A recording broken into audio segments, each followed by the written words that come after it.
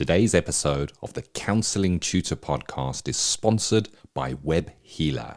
You're a counsellor in private practice and you need a website, or you've got an existing website which you need help with.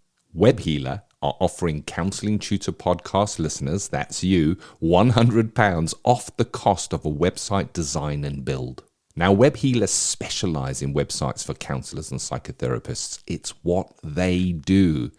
And the Web Healer team provide a completely non-technical, done-for-you solution, leaving you to focus your time on your clients. Operating for 20 years, Web Healer are a trusted resource amongst counsellors when it comes to getting your practice online. So get the package details and claim your £100 off coupon for your new website by going to counsellingtutor.com/website. That's counsellingtutor.com/website. Welcome to the Counselling Tutor Podcast, the must-listen-to podcast for students of counselling and psychotherapy. Here are your hosts, Rory Lees-Oakes and Ken Kelly. Hi, I'm Rory, and with me, as always, is Ken. How you doing, Ken? I'm good. Thanks for asking, Rory. Rory and I hope that you are well. You've joined us for the Counselling Tutor Podcast, episode 253. And today we are going to be delving into theory and practice, where we look at a piece of theory, look at how does that come alive in practice. And today, something I know you're all going to love, it's the different types of counselling supervision. Are you getting the most from yours? Secondly, we're going into practice today. That's when we look at what is current, what is going on right now in our world that affects us as counsellors or maybe our clients. And we're going to be speaking about the counselling in tough economic times, and as we're making this in real time, there is a squeeze on, and it affects us as counsellors, but it also affects our clients. How does that show itself in the therapy room? And then in Practice Matters today, that's our CPD section that you can log your CPD hours for listening to this section here. We have an interview. It's a peek into practice, where we're going to look over the shoulder of a fellow practitioner who practices in REBT. That's Rational Emotive Behavioural Therapy, and that's Ruth Hill that you met up with, Rory, and did an interview with. So we're going to hear all about that. But let's start off with that theory and practice, different types of supervision, Rory. Yes, it's an interesting one, isn't it? And well, I think it's an interesting one because when I first started counselling, I never come across the term supervision. I came from a commercial background and I've really never heard that term, or I'd never really taken any time to think about it. And of course, when I was doing my studies, supervision was kind of put over to me and the other students as clinical supervision, where you took your client work and you saw an external supervisor, and you were accountable for your work and you gained support in your work. And I think a lot of therapists would think that was what supervision is. But when I moved in and worked in the sort of social environment in the third sector, I soon realised that supervision was a catch-all term for, if you like, accountability, and there are different types of supervision. And I can remember, taking my first job as a support worker and going to supervision, and I was really surprised that it was absolutely nothing like my clinical supervision for my counselling. It was managerial supervision, where it was about holidays and targets and performance and key performance indicators and all that type of thing. And I think it's useful for anybody who's coming into the profession and certainly looks to maybe getting work in the profession to understand that supervision is a catch-all term. Yeah. And there are different types of supervision. So, we've talked about clinical supervision. We've talked about managerial supervision, where you see a manager and they talk about holidays, performance, client loads, that type of thing. And then you have group supervision, where you may want to meet up as a group and be supervised in a group of your peers. And then, interestingly enough, Ken, we have specialist supervision, where you may have a specific discipline and I'm thinking of eye movement desensitization and reprogramming. I can never get the initials right, you know. Yes, thank you. No worries. Jumble about in my dyslexic head. I get it. And you know, I supervise a supervisee who comes to me for general practice, but has another supervisor for her EMDR practice because it's a specific discipline. So I think it's useful just to kind of explore the different forms of supervision and realize that there's just more than one. There is, yes.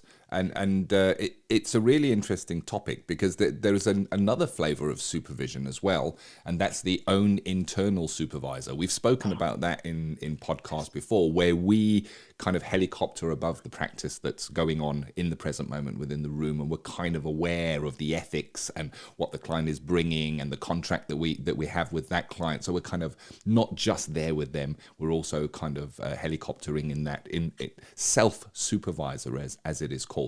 I think it's interesting because if we look at the different kinds of supervision, you'll notice that they're there for very different reasons. So your managerial supervision is about the running of the organization, the measuring of what is working, what is not working, team working, clinical practice. That's what's going to be covered. Now, you may take elements of that into your own supervision as well.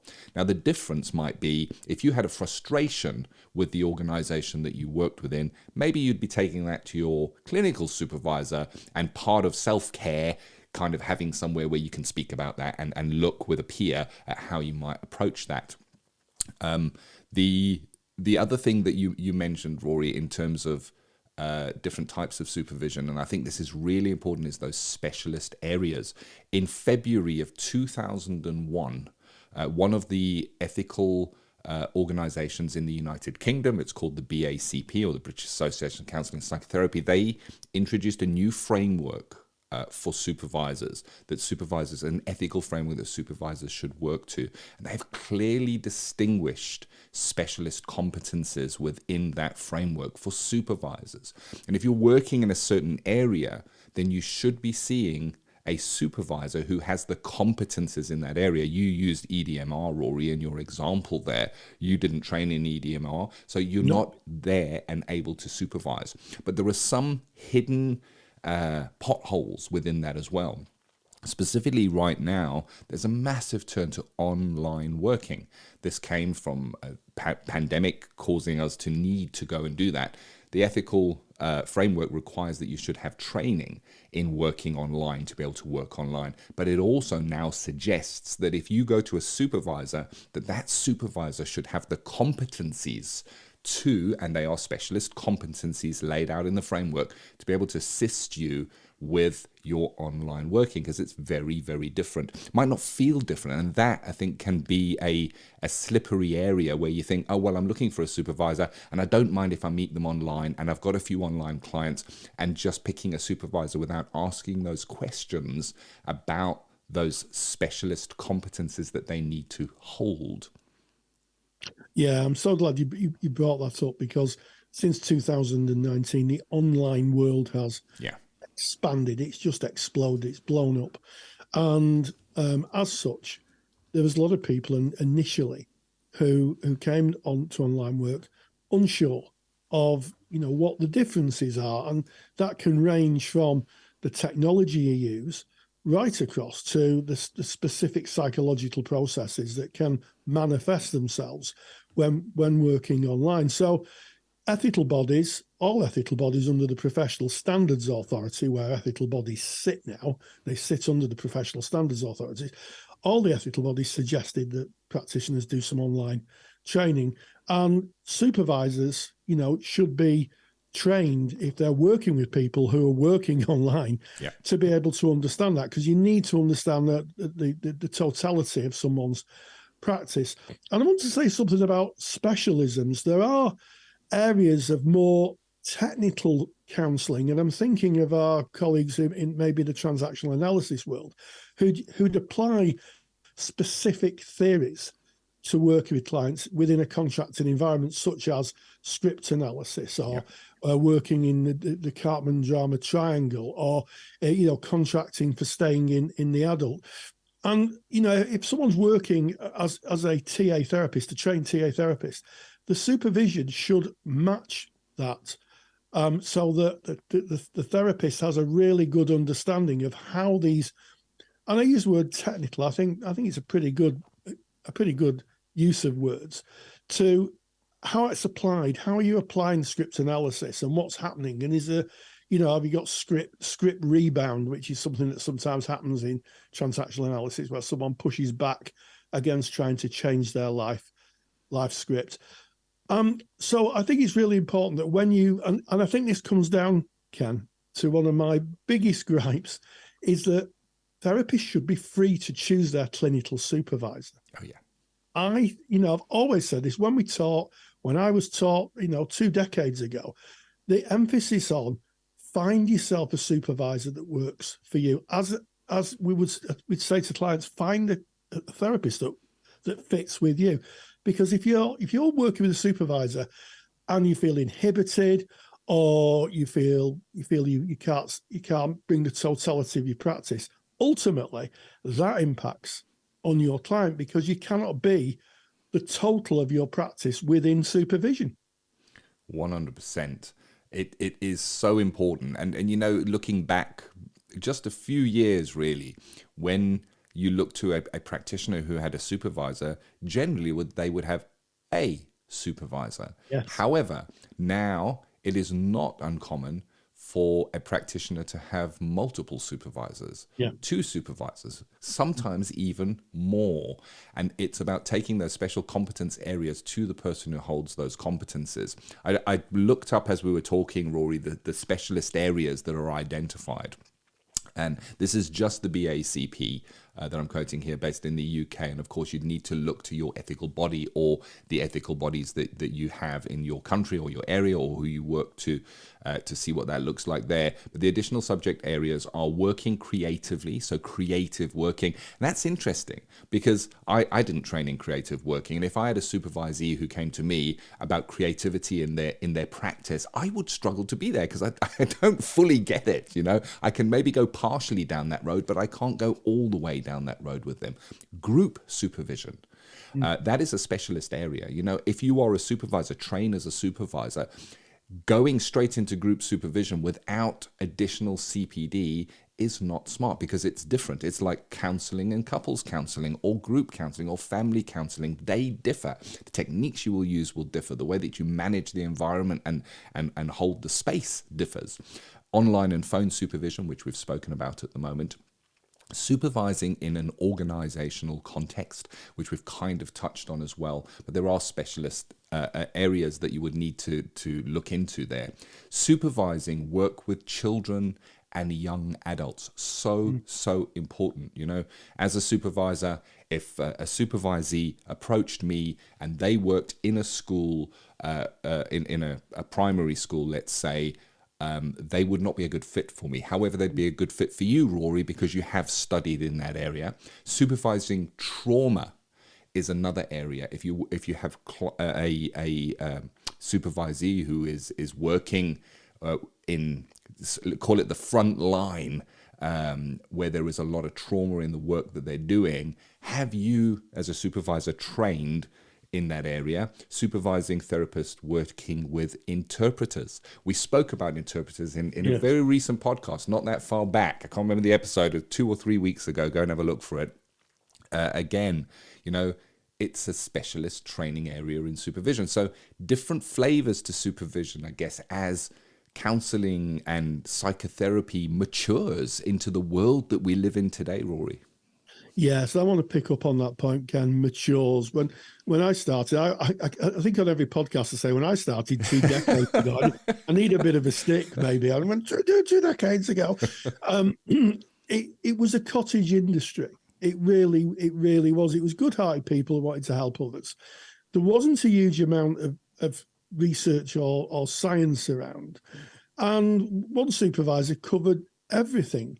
And now as we're understanding more about how human difficulty and trauma is experienced by people, and the if you like, the physiological aspects of it, and the different disciplines within counselling. You mentioned children, you might mention working with people who are non-English speakers, people of different cultures.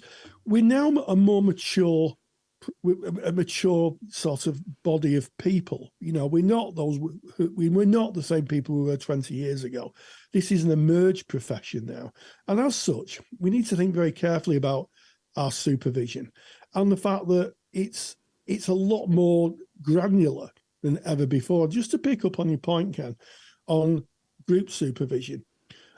One of the things about group supervision, it should be used, I think, in tandem with your personal supervision, because in group supervision, what tends to happen is you work with people who may be from other disciplines and say, I've tried this intervention, or I'm using this intervention, or I'm thinking of this theory. And I think there's a danger that you think, oh, I'm going to try that. That sounds like a really good idea. I'm going to try that with my client. I would say, take that to your supervisor, your main supervisor, and say, I'm thinking of working, I've been in group supervision. Someone's using, this intervention. I'm thinking of using it. And I think as a supervisor, I'd say, well, how much do you know about it?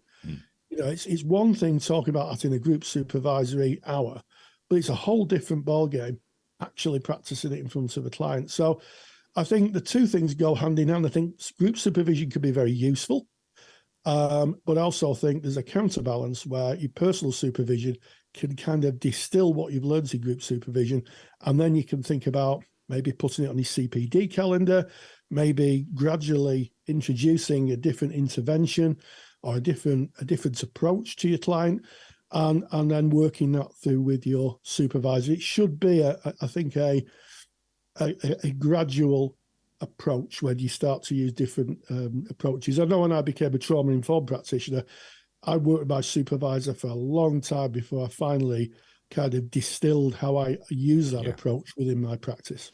Yeah, just to kind of put the final dot on the I, cross on the T on the group supervision, the ethical organizations kind of show you that dilution of group supervision. So an hour and a half supervision one-to-one with a supervisor, just you and the supervisor, whether that be online or face-to-face in a room, is different to if you were in a group supervision in terms of how many supervision hours you can claim. And of course, there is an ethical imperative that we do a certain amount of supervised hours for the clients that we're seeing and the hours that we're working. So it's worth keeping that in mind. And I agree with what you're saying, Rory. I've been in both. I've been in group supervision and, of course, in the room face-to-face supervision.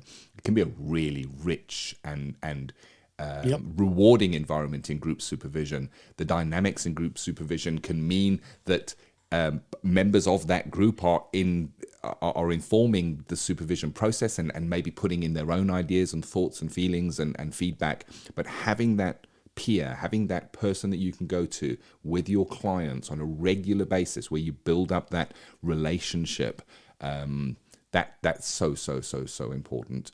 Yeah, so there it is. There's supervision that we've got a handout, because even in supervision, it's interesting, I work as a person-centered therapist. I worked as a person-centered therapist when I was practicing. I've stepped out now. And during that time, I had a number of different supervisors who had a core in person-centeredness, maybe some other elements in there as well. And they were all different in terms of how the supervision went. So every supervisor, I guess, brings themselves into that relationship in the same way as all person-centered counselors will be different for clients. It's the core modality that underpins that. And then within your supervision, there are three main areas, and we've got a handout about this, and that's why I'm covering it here. There are three main areas that you should be receiving in supervision, no matter what the modality of that supervision. And that is formative, so that's the supervisor sharing their experience to teach the counsellor. So in other words, informing your practice learning. You might be pointed to CPD on something that you bring in. So that is the formative. Normative, the supervisor asking the counsellor to account for and justify their work.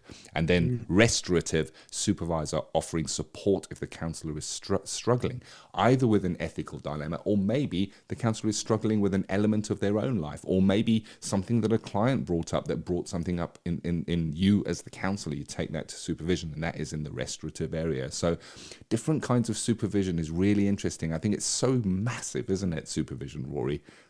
It is. It's such a huge area. I'm becoming, I think, more specialist as we move in. Yeah. And just to mention that handout, if you want that handout, if you go to counsellingtutor.com, which is our mother website, click the podcast tab, go to episode 253.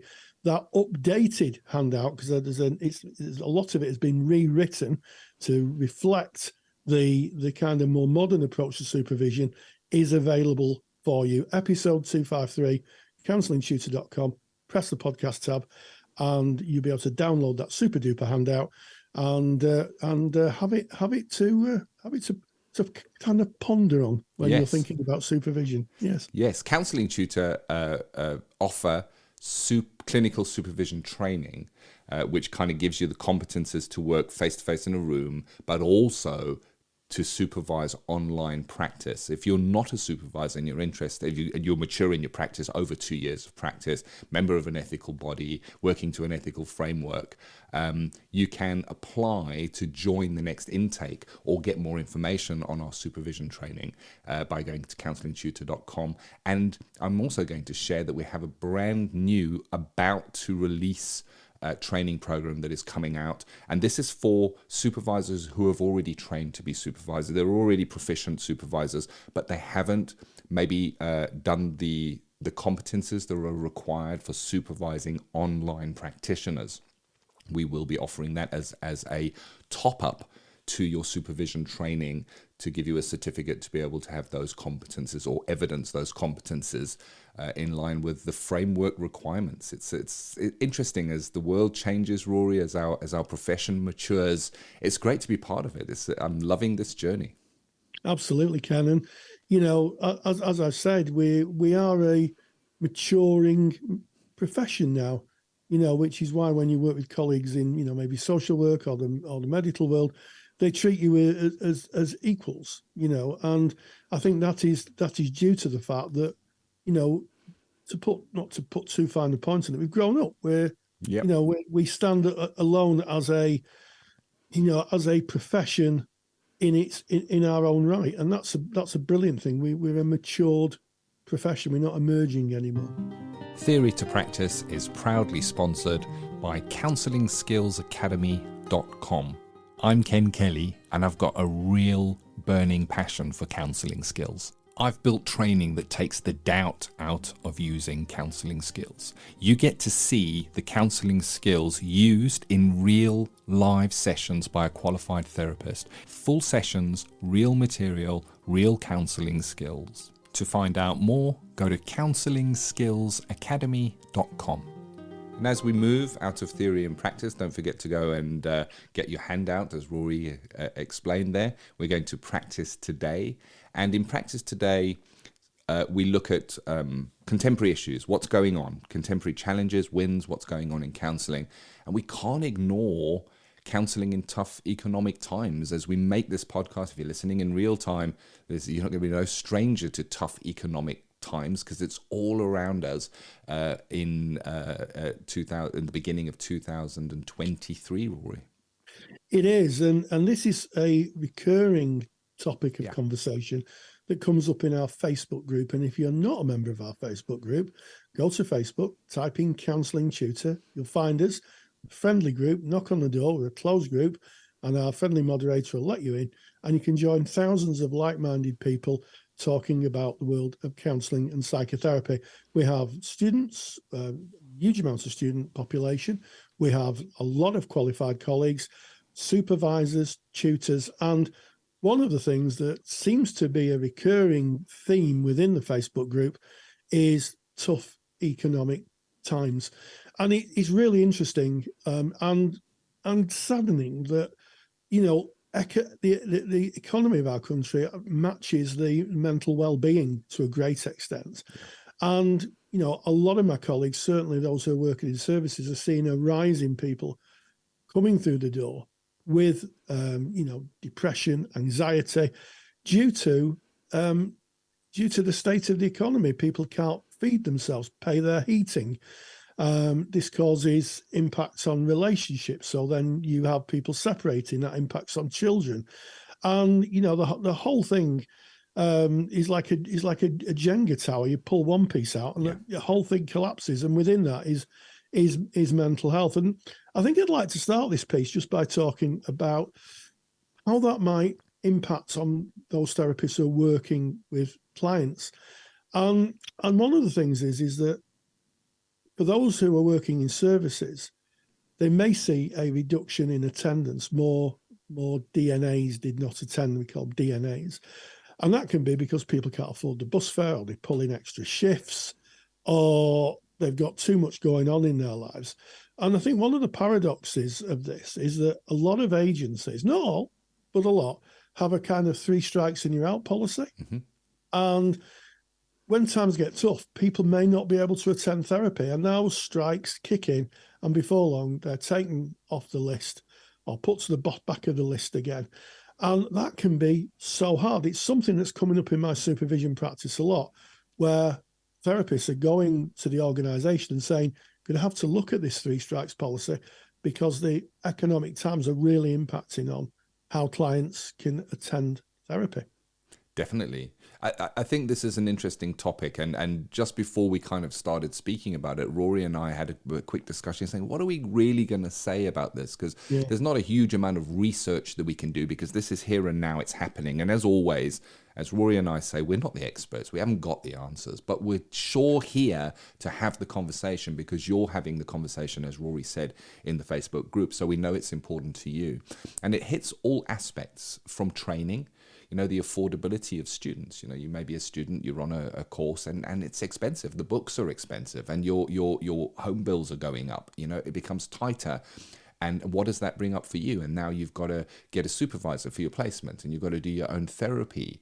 And I'm seeing more and more students explaining on the Facebook group, how they're struggling, and is there anybody willing to offer concessions? So that's within training.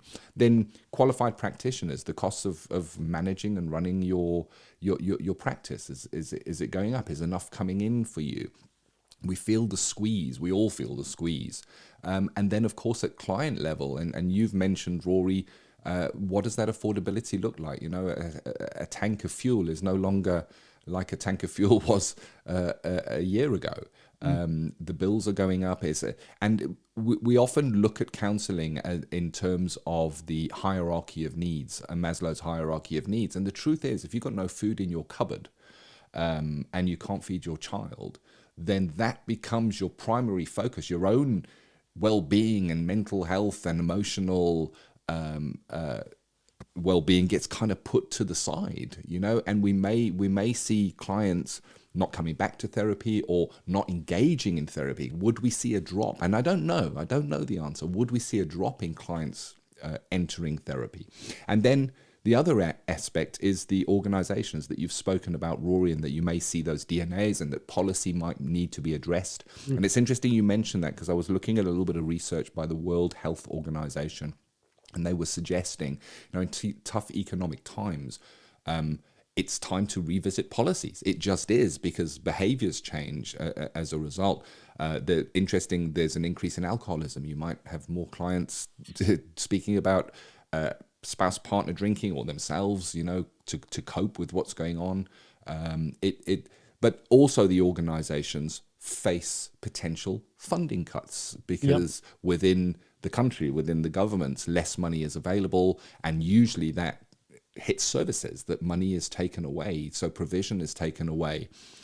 What does it look like? I guess we just got to be aware of it, Rory, and have a think of how are we, as practitioners, as supervisors, going to work and progress in this what we find ourselves in now, this tough economic and challenging time. Do we offer concessions?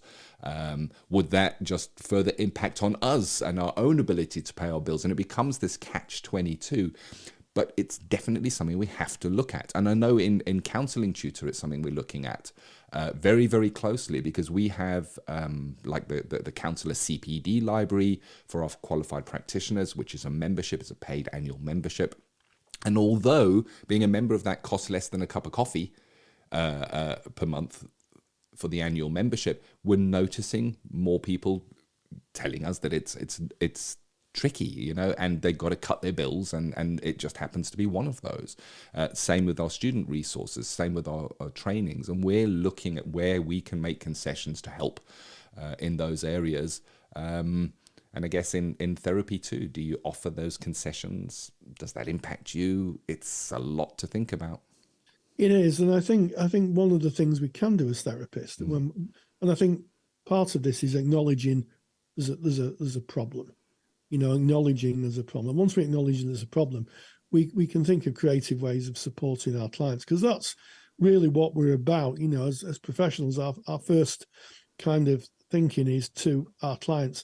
And one of the things that I would be saying to supervisees is, if you've got a client who's presenting with a certain issue, and one of the things that comes up certainly in tough economic times is domestic violence. Yes.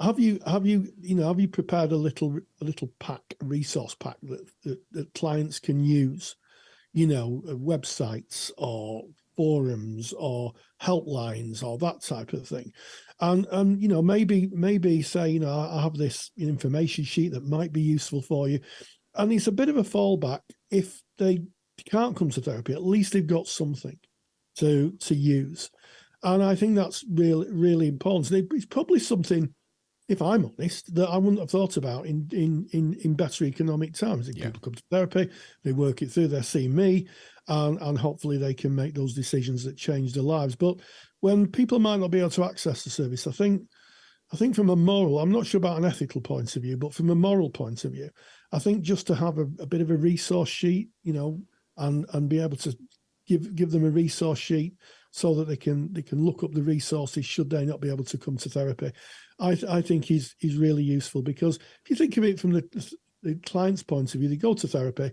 they're working through, they can't afford, and there's a tendency for people to say, "Oh, I can't do that anymore," and then they go back to where they were, so close to getting the help they need. If they had some kind of resource sheet, phone numbers, contact numbers, that type of thing, it's probably not the ideal solution, but we don't live in a world of ideals, and it's something that can be a bit of help. So food for thought, I think. Yes, I like that, Rory. Putting together resource packs, considering what kind of presentations we might see at this time. Maybe those clients that can't afford it, if we're not able to take them on a concession or drop the fee, being able to signpost them and at least give them some kind of support. And you're right, Rory. I'm just thinking now how that might be for that person that needs that help, that is living with that weight and that burden of whatever it may be, recent loss, grief, whatever they're going through, and they reach out and they can't afford it and they can't engage, and it feels to me it may add to the weight that they're already carrying. And this is, I guess, one of the things that I saw in the World Health Organization report, is that in tougher economic times there is an increase in suicide, people taking their own life as well.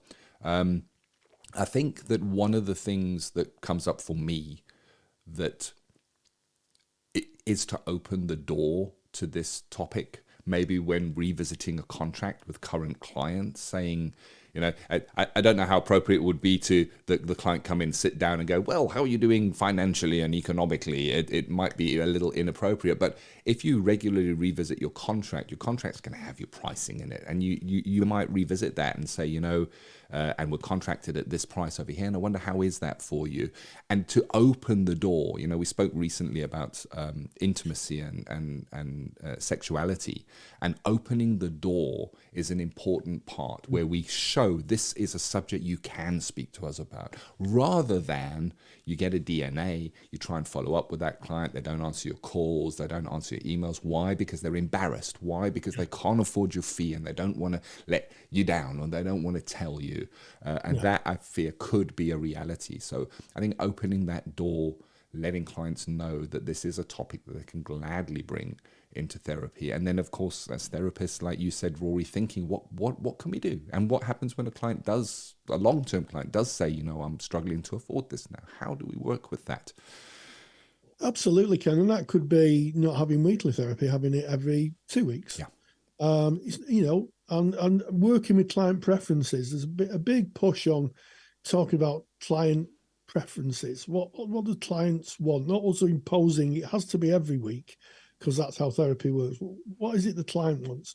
So having those open conversations with the client. And I've had clients say to me, "Oh, I was very worried about ending because I know this is your living, Rory, and you might not be able to buy your tea bags." They don't actually say tea bags, but you get the hang of what I'm trying to say here. And I often say, well, it's very thoughtful of you to think of me. I said, well, this is about you. And sometimes clients will feel that they've let you down because they are paying your wages. Certainly if you're in private practice, that's a thought to have should that come up in a conversation. But I think in tough and economic times, I think we need to broaden our thinking about how we can help. Our primary aim in being therapists is to help people. Yes, we need to look after ourselves. Of course we do. But our primary aim is to be of help. And I think it's that conversation, maybe with a supervisor, maybe with colleagues. How can we extend that help? How can we perhaps blend it a bit more for clients who may struggle? Yeah. And at the same time, I'm going to look at the flip side of the coin. We need to look to self-care first. You can't work for free. You can't be paying to go to work as well. You've also got your bills to pay and your life to live. And it's that balance.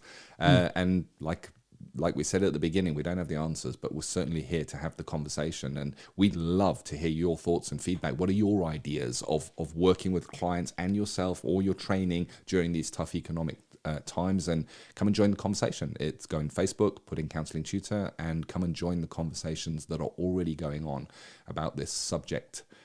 Well, there you have it. It's It is tough economic times. We move away into the CPD section of Counselling Tutor Podcast.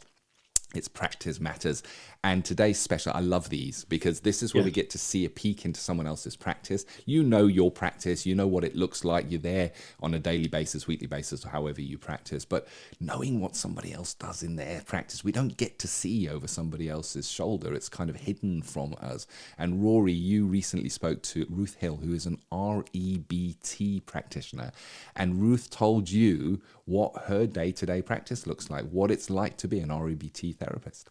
Absolutely. It's always a joy to speak to a colleague who uses a different discipline in therapy and a different theory and a different philosophy. And to understand how that's applied. There's one thing reading about it in the book, but the application of it is really how it, where the rubber hits the road, as we sometimes say on the podcast. So I was delighted to catch up with Ruth Hill, who's an REBT practitioner. I asked her about REBT. This is what she had to say. Practice Matters. The National Counselling Society is proud to sponsor Practice Matters. National Counselling Society are really excited to have launched their Children and Young People Therapist Register for counsellors working with the younger age group. To find out more, visit nationalcounselingsociety.org. nationalcounselingsociety.org. There are many forms of psychotherapeutic theory that one can learn and apply to your client work.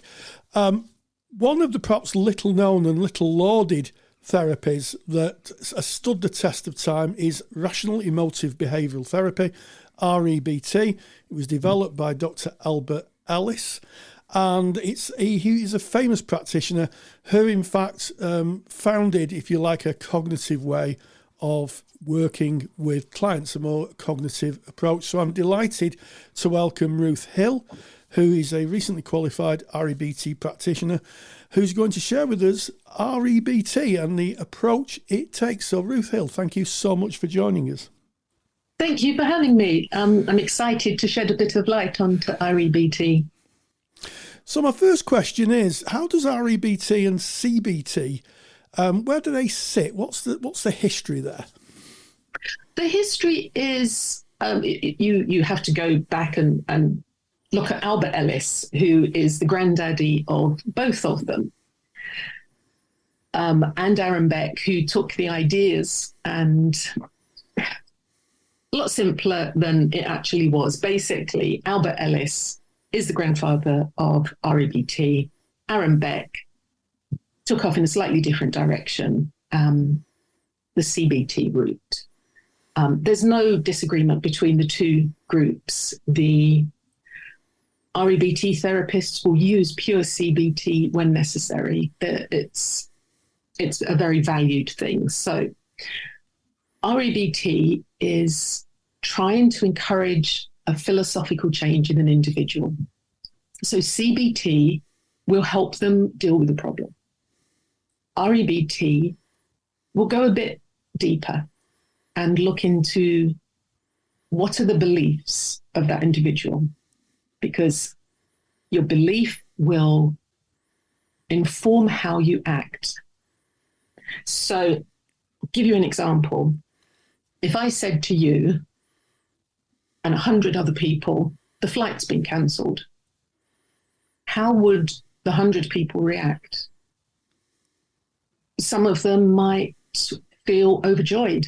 They don't have to go. Some of them might be devastated that the journey, the holiday's been cancelled. The flight being cancelled hasn't changed. That's the same thing.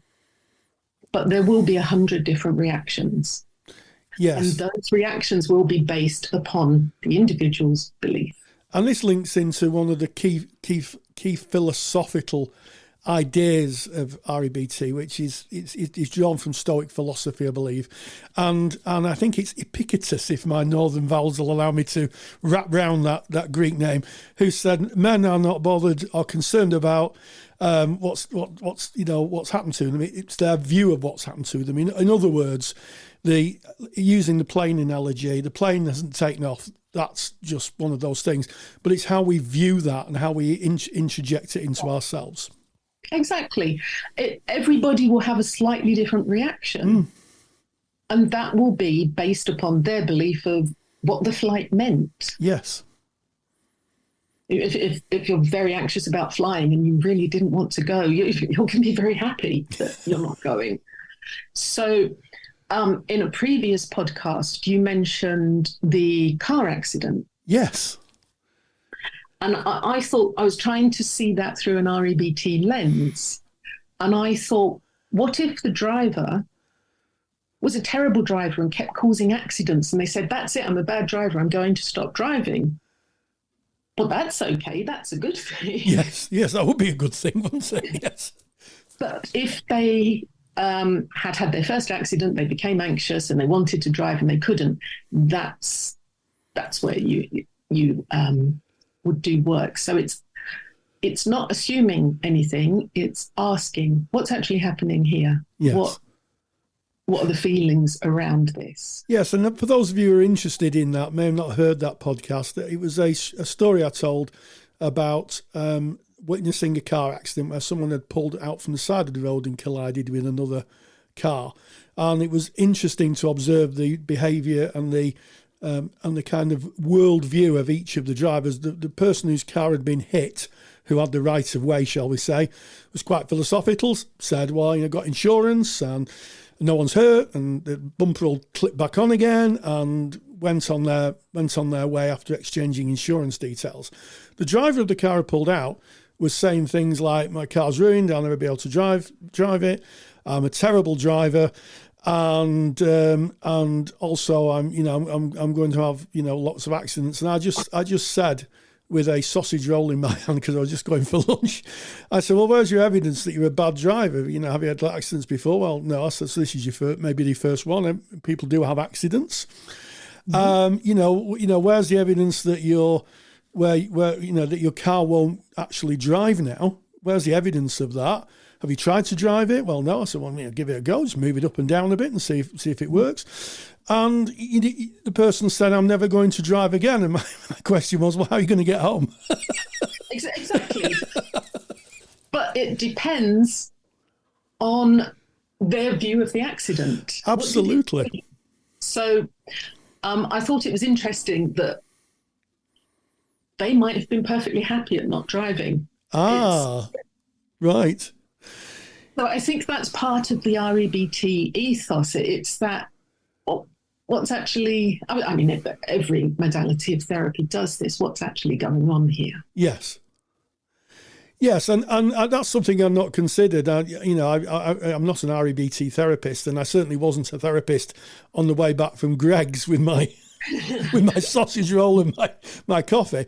But there was someone in some distress, and just by taking a more helping them see a more stoic approach, it's actually working. The person actually got in the vehicle, took a bit of time to kind of settle themselves down, considered what I'd said, moved the vehicle up and down a bit, and then eventually just drove off. And I presume, I often wonder if they're listening. They might be listening, saying, "Oh, I remember him. He had a sausage roll and a cup of coffee from Greg."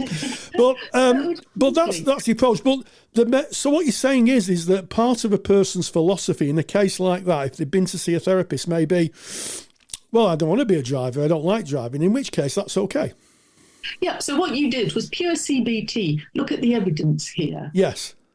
And what I do, because this is what I'm trained to do, is, well, how do you feel about that? Oh, so yes. So instead of the immediate problem. Yes.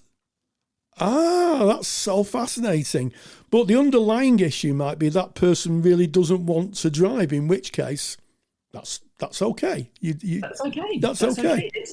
If there's emotional disturbance, if there's unhappiness, that's where we step in. If there's not, crack on. It's another part of REBT is the understanding that we're going to have negative thoughts. Yes. We can't create a world where everything is going to incite happiness. So in REBT, we say that unhealthy negative thoughts and healthy negative thoughts are two sides of the same coin. Happiness is a completely different coin here. So a healthy negative thought, something's happened. Somebody might have had a bereavement. Somebody might be frightened of something. Things happen, bad, sad things happen. How do you deal with them? Do you go into a frightening situation with anxiety or with concern? So anxiety would be the unhealthy negative thought. Uh-huh. You're not going to be thinking straight. You're going to be trying to get away from it. You're going to be worrying about what else can happen, or going with concern. This thing's happening. Okay, I've coped with things like this. I'll cope with this. I'll get through it. A healthy negative thought. Right, we've been here before. We've been here before. So it's rather like when I go to the dentist. I don't like going to the dentist, and that's driven from some negative experiences as a young child. I might have to say my therapist is lovely if she's listening. She's great, my dentist. However, I tell myself before I go that, the inconvenience and the slight distress I have about having my teeth looked at is probably going to be a lot less than the pain I will have if I don't. And I just have to kind of, suck it up, if you like. It's only 20 minutes in the chair, and then I can go for another 6 months. Is that the type of stoic approach that someone could take? It's a very stoic approach. Another person's name to mention is Professor Wendy Dryden, who trained with Albert Ellis and knows everything about REBT. And he says, take the horror out of tragedy. Oh, how fascinating. You can't take the tragedy out of the tragedy. It's going to happen, but you take the horror out of it. Wow, that's really insightful, isn't it? It is, and and I think that's one of the REBT has these little punchy sentences that are so helpful there. That it's not a paragraph you have to remember. It's little lines that come back into your head that are really helpful.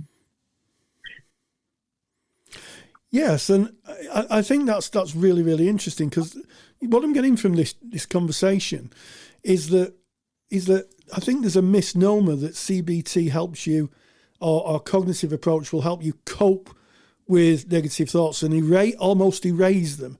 But what we're saying here is that we engage with the negative thought, we see them for what they are, but we try to work on the triggering aspects of it. and try to minimize it or accept it? Would that be a way of describing it? Accept it. If you feel anxiety, you feel anxious. You and everything about REDT is about choices. You have a choice here. You can accept that I feel anxious about this. I don't like it, but it will pass. Or you can ignore it. But that's not a good path to take because it will be heard. It will be heard. Yes. So you're kind of kicking the can down the road. I can feel this anxiety now when I'm safe, when I'm grounded, Yes. when I'm able to process it. Or it can hit me when I'm walking along the pavement. That seems to be the part of the choice, that you hear the anxiety on your own terms. Yes. Or it's out of your control. Yes, I like that. On your own terms. In other words, you have some agency over it. Yes. Yes. Yeah. Yes. That's the key, isn't it? You have agency. Yes. Yeah. You're not pushing it away. Yeah. Because that won't work. No. I don't think anybody successfully pushed away anxiety and never had it come back again. Yes. Yes, and revisiting my experience at the dentist, that's exactly what I do. I go down and I say, well, I've been before. It's going to be maybe a bit mildly uncomfortable, mildly inconvenient, but actually I'm still here. I'm not, I'm still here. I'm going to, this week it was cleaning, so I'm going to have, a film star smile. I haven't got a film star smile, but you know what I'm saying. And I went there, had the procedures done. Came out, the world really hadn't fallen in, but it wouldn't stop me feeling the same amount of trepidation again. But it's just accepting that that's just how it's going to be and work with it. I don't know. The brain's an experiential learner. What you've done is you've faced up to something frightening and you've lived through it. Yes. So hopefully your brain might go, well, we put up some red flags. Yeah. You ignored those red flags. You went and did the thing and you survived. Yes. So maybe next time we might lower a red flag or two. Yeah. Yeah, we could draw on that experience and say, well, maybe we could ask ourselves a fundamental question. Maybe it's not as frightening as I have made it out to be. You survived it. Ah, yes. Ah, right. Yes. Because when the brain does its experiential learning, imagine if you swerved going to the dentist. You said, this is too scary, I can't go. Yes. Well, your brain would go, okay, you avoided that and you survived. That must have been a really scary thing. Mm. So it will flag it up as more frightening. Yes. So yes, basically everything is about acceptance and facing things. Yes, I did hear an interesting story because of course Alice was rooted in Greek philosophy, and he talks about Marcus Aurelius, and of course Marcus Aurelius was a slave, and part of that was you were asked to do all sorts of things, and one was wrestling with the people who owned you, your master as it was, and he was doing some wrestling, and he said, if you keep pulling my leg like that, you'll break it, and that's what happened. He broke his leg, and he was like, well, I did say you were going to break my leg. You have broken my leg. Again, acceptance. Yes. Acceptance isn't approval. It's just acceptance. Yes. I think that's a really interesting point and something that's not often talked about in therapy, just accepting the situation. I think that sometimes there's a thought that that it may be able to be stopped or cured or erased away. Yep. But what you're saying is that it's sometimes it's just accepting the situation. Yeah, I don't think it's helpful to say it can be cured or erased away. It's, look, you're here. If you don't accept that you're here, how can you formulate a way out? How can you plan anything? How can you regulate anxiety? Because you're not living factually. But accept it. Accept it. This isn't what I wanted. This really isn't what I wanted. But at the moment, it's what I've got. Yes. That's a big thing in REBT. We talk about the difference between demands and preferences. Oh, okay. Because one of our unhealthy beliefs will always be a demand. This mustn't happen. Ah, yes. Or this must always happen. And it's a human thing. We're very creative and we learn, I would like this. Over time, we turn that into this must happen. Yes. And because we don't rule the world, we can't make things happen.